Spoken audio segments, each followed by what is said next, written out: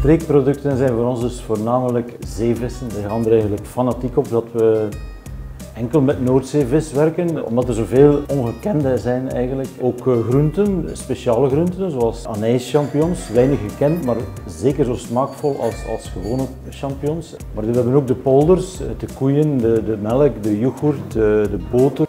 Een visje gebakken in een diksmuitse hoevenboter is misschien te weinig gekend onder de mensen en we willen zoiets wel terug op bord brengen.